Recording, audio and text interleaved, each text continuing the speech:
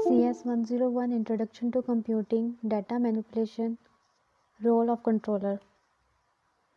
Role of controller है कि communication between a computer and other devices is normally handled throughout an intermediary operator called controller. ये simple सी definition है कि communication जो है एक कंप्यूटर की दूसरे कंप्यूटर्स के साथ दूसरे डिवाइसेस के साथ जो हैंडल हो रही होती है वो कंट्रोलर से हो रही होती है। इसके नाम से ही जो है ना वो ये बात ज़ाहिर हो रही है। उसके बाद जो कंट्रोलर है वो करता क्या है, controller translates the message and data back forth between forms compatible with the internal characteristics of the computer and those peripheral devices which is to which it is attached. ये जिनके साथ अटैच होता है उनका जो होता है डाटा उसको पढ़ता है। जैसे कि हमें पता है कि बाइनरी लैंग्वेज वो पढ़ता है, बिट पैटर्न्स होते हैं इसके अंदर। तो जो होता है कंट्रोलर वो इनको जो है ना वो ट्रांसलेट कर रहा होता है। आगे इन्होंने बताया हुआ है कि यूएसबी है और ये किसकी एब्रीवेशन है, यूनिवर्सल सीरियल बस की। यहाँ पे इसके लिखने का मकसद ये है कि वो कहता है कि हर चीज़ को कंट्रोल करने के लिए इंस्ट्रक्शंस होती हैं कंप्यूटर के अंदर, सीपीयू के अंदर। तो जैसे अगर हम यूएसबी अपने लैपटॉप में या कंप्यूटर में लगाते हैं तो इसका ये मतलब नहीं है कि यूएसबी लगाई और डाटा ट्रांसफ़र हो गया या कंप्यूटर से लैपटॉप में आ गया या यूएसबी से जो है ना यूएसबी से कंप्यूटर में चला गया और कंप्यूटर से यूएसबी में आ गया। उसके लिए हमें कुछ जो होता है ना खुद भी तो तकल्लुफ़ात करने पड़ते हैं। तो वो इसमें ये लिखा हुआ है। आगे लिखा हुआ है फायर वायर भी जो होती है वो भी इसी की एग्जांपल है कि जैसे कि हम लोग कुछ डिवाइसेस अपने कंप्यूटर या लैपटॉप के साथ जो है ना वो अटैच कर देते हैं थ्रू जो होती हैं स्पेसिफिक वायर्स, तो उसको फायर वायर कहते हैं। उसके अंदर इसने यूएसबी कंट्रोलर्स की एग्जांपल्स दी हैं, includes mic, printer, scanner, mass storage devices, digital cameras and smartphones. यहाँ पे उसने ये डायग्राम दी है कि वो कह रहा है कि एक सीपीयू है और एक मेन मेमोरी है। बस हम पीछे पढ़ रहे हैं कि ये लेयर्स ऑफ होती हैं वायर्स। वो कह रहा है कि बस है और ये सारा कुछ अगर हमारी सीडी ड्राइव है, मॉडेम है, डिस्क ड्राइव है और मॉनिटर, ये सब कुछ पहले कंट्रोलर के साथ अटैच होते हैं, कंट्रोलर के साथ जो है ना इसके साथ जाके अटैच हो जाती हैं। बस इसमें यही आगे 42 आ जाता है। 42 है data manipulation, direct memory assess and hand shaking. Direct memory assess का सही मतलब इसके नाम से पता चल रहा है कि डायरेक्ट जो है ना मेमोरी असेस हो रही है। जैसा कि हमने पीछे पढ़ा था कि असेस करने के लिए दरमियान में बस होती है, लेयर्स ऑफ वायर। इसमें उसने लिखा हुआ है कि जो बस है कंप्यूटर्स के अंदर, जो बस है कंप्यूटर किसी टाइम के लिए बस को यूज़ नहीं करता और जो सीधा डाटा है ना उसको फैच कर लेता है उसकी मेन मेमोरी में से। तो इधर उसने यही लिखा हुआ है कि attached since a controller is attached to a computers bus it can carry it on communication with memory during some nanoseconds which the computer is not using the bus को यूज़ नहीं कर रहा होता। The ability of a controller to access main memory is known as direct memory access. और इसमें और कुछ भी नहीं है, ये डेफिनेशन याद करनी है। आगे आ जाता है 43 में इसने डाटा मैनिपुलेशन, कम्युनिकेशन मीडिया और रेट्स की दो जो है वो एग्जांपल्स बताई हुई हैं कि कम्युनिकेशन बिटवीन कंप्यूटिंग डिवाइसेस कैसे हैंडल होती हैं। वो बता रहा है कि एक पैरेलल कम्युनिकेशन है और एक सीरियल कम्युनिकेशन है। पैरेलल कम्युनिकेशन क्या होती है कि जैसे ये एक सेंडर है और एक रिसीवर है। इसकी पिक्चर बना के देख लेते हैं कि एक सेंडर है और एक जो है वो रिसीवर है। इसके अंदर जो है वो बहुत ज़्यादा जो है ना ये यूज़ हो रही हैं डाटा ट्रांसफ़र के लिए सिग्नल्स जो है ना वो ईच के लिए हर एक के लिए अलग अलग है। ये है पैरेलल के लिए। उसने यहाँ लिखा हुआ है several signals are transferred at the same time each on a separate line. जैसे कि सर किसी के लिए सेपरेट है और वो कह रहा है कि ये कम्प्लेक्स जो है ना आर्किटेक्चर बन रहा है इसका। और नीचे उसने जो लिखी हुई है इसकी एग्जाम्पल है सीरियल कम्युनिकेशन, एग्जाम्पल इसके नीचे दी हुई है उन्होंने। वो कह रहा है कि इसमें डाटा के लिए सिंपल पाथ होता है, कम्प्लेक्स नहीं होता, ये रिलेटिवली स्लोअर होता है क्योंकि इसके अंदर एक ही पाथ जा रहा है, वो हमें नज़र आ रहा है।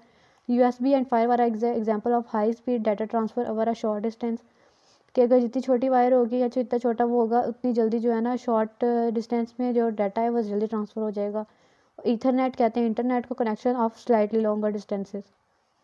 उसके बाद है ट्रेडिशनल वॉइस लाइन्स हैं converting bit patterns into Audible tunes with modem. और फिर इसके बाद आ जाता है for fast long distance, DSL हम यूज़ करते हैं, डिजिटल सब्सक्राइबर लाइन, इसकी एब्रीविएशन याद करनी है।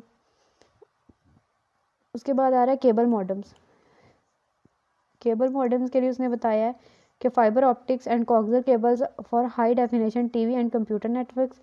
इसके लिए जो होता है वो बिट पर सेकंड जो है ना वो मेजर किया जाता है इसको।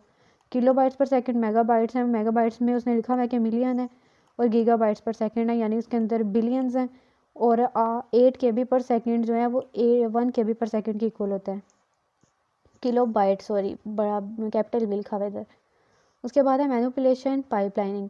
इसके अंदर पाइपलाइनिंग की डेफिनेशन कर दी है। इससे पहले उन्होंने एक चीज़ लिखी हुई है कि जो हमारी जो है एयर की स्पीड है वो होती है, एयर की जो स्पीड है सॉरी लाइट की जो स्पीड है सॉरी, तो लाइट जो है ना वो approximately 1 foot in a nano second a billionth of seconds में जो है ना 1 फीट ट्रैवल कर लेती है। जबकि जो हमारा कंप्यूटर का CPU है वो 2 नैनो सेकेंड्स लेता है कंप्यूटर का डाटा फैच करने के लिए मेन मेमोरी से। वो कहता है कि अगर हमें ये इंक्रीज़ करना है ना तो इसको जो है ना लाइट की स्पीड तक लेके जाना बहुत मुश्किल है। अगर हम इसको कर भी लेते हैं ना तो इसके लिए जो है ना मशीन का सारा सिस्टम बहुत तेज़ करना पड़ेगा। मशीन्स इसके बाद थ्रूपुट इसने लिखा हुआ है, थ्रूपुट है which refers to the total amount of work of can machine can accomplish in a given time. यानी कि एक टोटल अमाउंट ऑफ वर्क है, एक काम है जो हमने मशीन को दिया हुआ है कि आप इतने काम को इतने टाइम के अंदर ख़त्म करके देना है। उसके बाद इसने लिखा हुआ है पाइपलाइनिंग। पाइपलाइनिंग इसने लिखी हुई है कि which pipelining which the technique of allowing the steps in machine cycle to overlap in particular which one of the instruction being executed the next instruction is fetched। Pipelining का मतलब होता है कि एक जो है वो इंस्ट्रक्शन जो है वो एग्जीक्यूट हो रही है और जो दूसरी है वो इतने में फैच होके आ जाए, तैयार हो, जैसे ही एक ख़त्म हो जाए तो दूसरी जो है ना उसकी जगह पे एग्जीक्यूट होने लग जाए। इसको पाइपलाइनिंग कहते हैं, लाइन में लगे रहना। उसके बाद आ रही है कि हिस्ट्री। इधर उसने ऑपरेटिंग सिस्टम की हिस्ट्री दी है। हिस्ट्री के अंदर उसने लिखा है कि the computers of 90s and 40s and 1940s and 50s were very flexible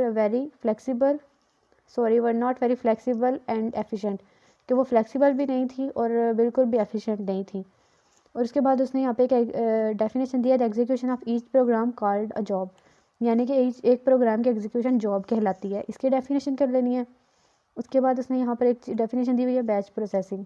batch processing क्या होता है कि एग्जीक्यूशन ऑफ जॉब्स है, उनको जॉब्स जो है उनको कलेक्ट करना है, कलेक्ट करके उनका एक बैच बना देना है और फिर उसको जो है ना उसको एग्जीक्यूट करवाना है, जिसके अंदर जो है ना बार बार यूज़र की इंटरेक्शन ना हो। यानी कि सारा जो डाटा है उसको एक बार लेके एक बार ही उसको एग्जीक्यूट करवाना है। तो लिखा हुआ है कि the execution of jobs by collecting them in a single batch and then executing without further interaction with the user. उसके बाद इन्होंने यहाँ पे लिखी हुई है कि बैच क्यू क्या होता है। अगर से इसने लिखा हुआ है कि बैच क्यू वो होता है कि अगर आप जो है ना एक क्यू बना दे, जैसे पाइपलाइनिंग था इसमें भी वो बना देते हैं कि एक एग्जीक्यूट होने वाला हो रहा है तो पीछे जो है ना दूसरा तैयार है और उसकी एक कतार बनी रहे, तो उसको क्यू कहते हैं। उसके बाद एब्रीवेटेड फीफो। फीफो का मतलब होता है फर्स्ट इन और फर्स्ट आउट, यानी कि अर्ली बर्ड वाला इसका हिसाब है कि जो पहले आएगा वो पहले पाएगा। तो इसको याद रख लेना है कि फर्स्ट इन फर्स्ट आउट इसका मतलब होता है। और इसके बाद इसमें करने वाला जो है ना कुछ नहीं है। यहाँ पे एक एब्रीवेशन और है याद करने के लिए, जिसका है जॉब कंट्रोल लैंग्वेज JCL। इधर यहाँ लिखा हुआ है कि instruction were coded using a system known as job control language. उसके बाद इसमें करने वाला इतना खास कुछ भी नहीं है। एक इंटरेक्टिव प्रोसेसिंग भी लिखी हुई है। इंटरेक्टिव प्रोसेसिंग इसने कहा हुआ है कि अ टर्मिनल फीचर है ये, जो कि इसको जो है अकोमोडेट कर लेती हैं ऑपरेटिंग सिस्टम को और प्रोग्राम को एग्जीक्यूट करती हैं with a dialogue through remote terminals. User through remote terminals हैं और इनको इंटरेक्टिव प्रोसेसिंग कहते हैं, जो कि यूज़र के थ्रू होती हैं। इसके अंदर इंटरेक्ट हो रहा होता है यूज़र का, इसको इंटरेक्टिव प्रोसेसिंग कहते हैं। और जो दूसरी थी उसके अंदर यूज़र इंटरेक्शन नहीं था। उसके बाद ये जो बेसिक कंसेप्ट है कोऑर्डिनेशन विद द यूज़र, ये यूज़र के साथ इसकी इंटरेक्शन और क्या रियल टाइम प्रोसेसिंग है, इंटरेक्टिव, ये सारा हम लोग पीछे पढ़े हैं। टाइम शेयरिंग भी हम पीछे पढ़े हैं। और मल्टीपल प्रोग्रामिंग होती है। मल्टीपल प्रोग्रामिंग होती है एक टाइम पे बहुत सारे प्रोग्राम्स को रन करना। मल्टीपल टास्किंग, एक टाइम पे मल्टीपल टास्क जो है उनको जो है ना वो आपने कंप्लीट करना है तो उसको मल्टीपल टास्किंग कहते हैं। जैसे कि ये एक CPU है, उसके साथ इतने ज़्यादा यूज़र्स कनेक्ट हैं, फिर यूज़र्स अलग अलग काम दे रहे हैं, अलग अलग प्रोग्राम रन कर रहे हैं और वो साथ साथ जो है वो रन हो रहा है। और यहाँ पर हमारा मॉड्यूल नंबर 46 भी कंप्लीट होता है। और अगर इसमें कोई गलती है तो वो भी कमेंट सेक्शन में बताएं और अगर ठीक है तो प्लीज़ वीडियो को लाइक करें। Thank you so much.